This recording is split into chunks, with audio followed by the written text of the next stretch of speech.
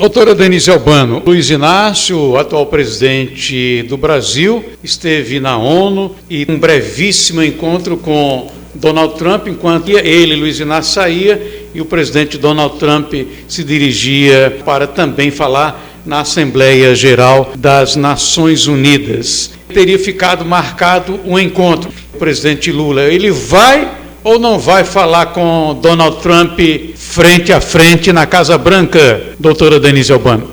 Eu afirmo aqui, e até não sou de apostas, mas estaria até disposta a apostar que Lula não vai dar as caras frente a frente com Donald Trump.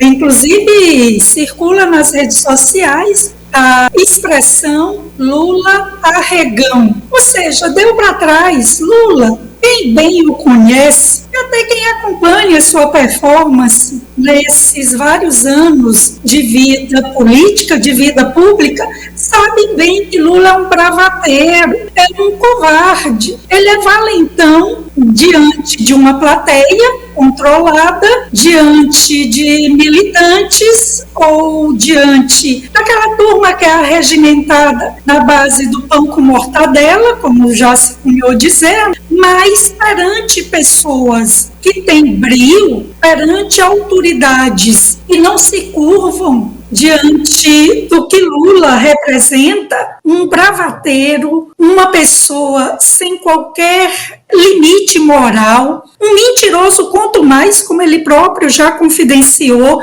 e algumas vezes a gente já aqui expôs vídeos em que ele confessa todas as suas mentiras, e assim ele não vai para um frente a frente perante o Trump. A militância nas redes sociais, na imprensa vermelha, já divulgou que o Trump ficou como que seduzido com Lula, que houve uma química boa entre ele e Lula. Ora, o que Trump faz é reconhecer muito bem, como homem público, como também negociador na iniciativa privada, já tendo lidado com gente de todo tipo, o Trump fareja de longe quem é malandro, quem se apoia em estratagemas de malandragem, como é o caso típico do Lula. Dessa forma, o ministro das Relações Exteriores já tratou logo de dizer que não é bem assim.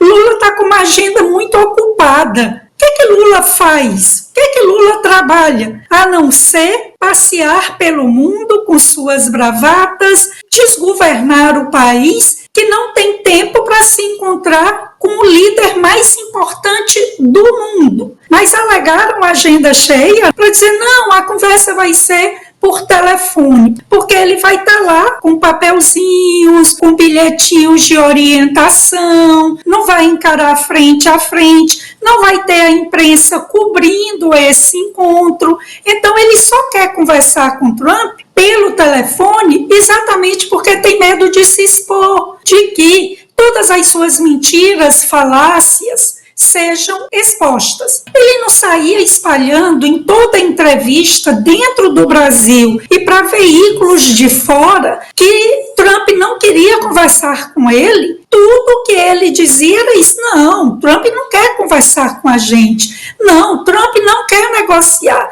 No púlpito da ONU, o Trump diz, olha, eu quero conversar com o Lula, inclusive já marquei uma reunião com ele para a próxima semana. Então, quem é que não quer conversar? Quem é que não quer dialogar? É o Lula, primeiro por medo, por temor, e segundo, porque ele aposta na crise. A esquerda cresce explorando a crise, explorando a miséria. Ele não está nem aí para as demissões que toda essa crise tem gerado, para o empobrecimento da população, para a fuga de investimentos que vêm de fora. O maior investidor no Brasil vem a ser exatamente os Estados Unidos, e esses investimentos são os que geram empregos. E assim ele não quer isso, repudia uma conversa, uma negociação com Trump, porque o PT não vinga sem investir na miséria, na destruição,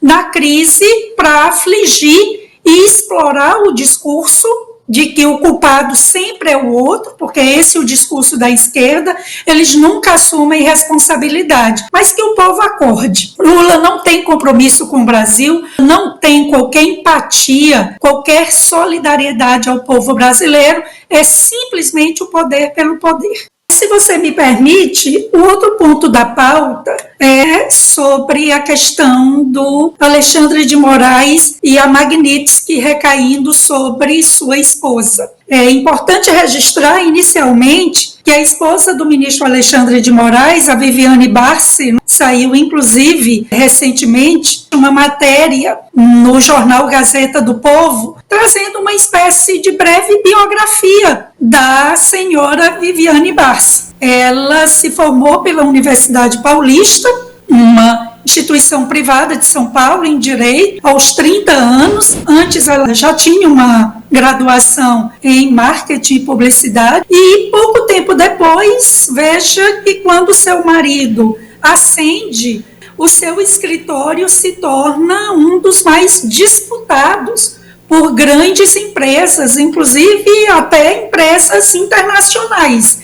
Será que o currículo dela, se saiba, sem um mestrado, sem um doutorado, sem uma experiência mais consistente na banca jurídica e com seus filhos, será que a regimentaria atrairia tantos clientes poderosos sem o sobrenome Moraes? Então, o governo americano, através de recursos de seus órgãos de inteligência, de investigação, constataram que há uma espécie de imbricação entre a atuação do instituto criado pela família, o Instituto Lex, que praticamente não desempenha qualquer serviço, parece ser usado exatamente para criar uma espécie de patrimônio comum da família, vários imóveis milionários. Registra-se que recentemente compraram uma mansão em Brasília por mais de 10 milhões de reais, tem lojas comerciais, empreendimentos em São Paulo,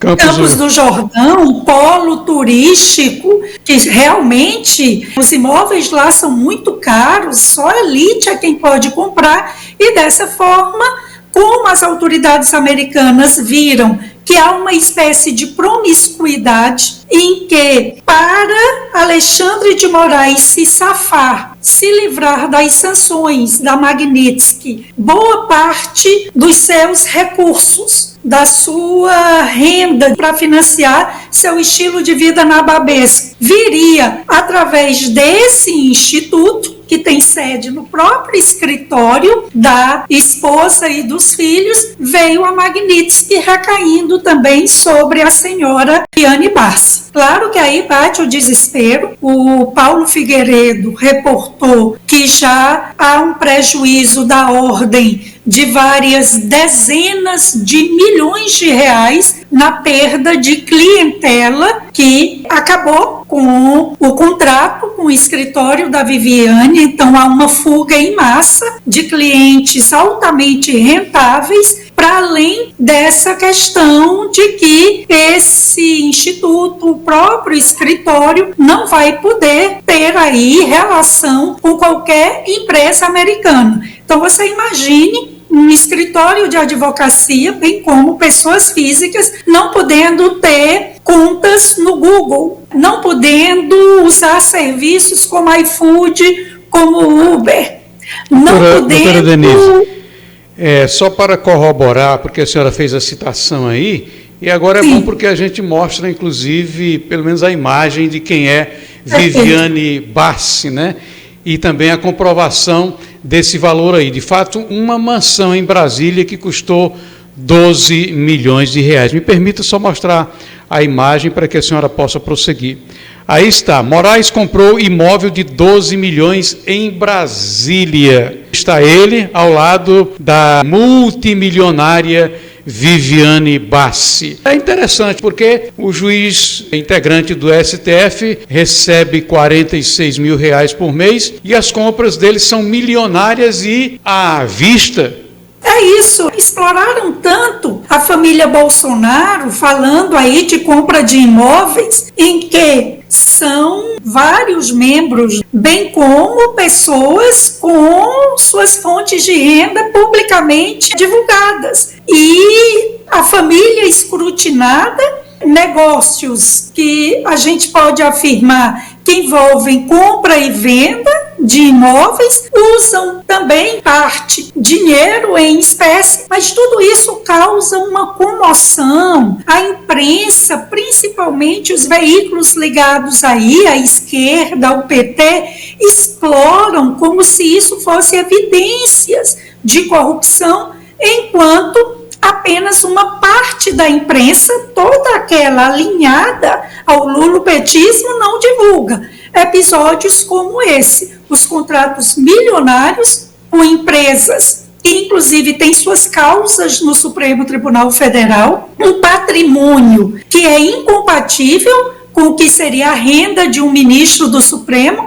Há registros de que ele usa ternos feitos sob medida, caríssimos, relógios que valem a bagatela de um bom apartamento em qualquer capital, em qualquer bairro nobre de capital. Então, como é que você mantém um estilo de vida desse, com um salário de 46 mil, com os descontos chega talvez a uns 30 mil reais? Dá para manter um estilo de vida como esse?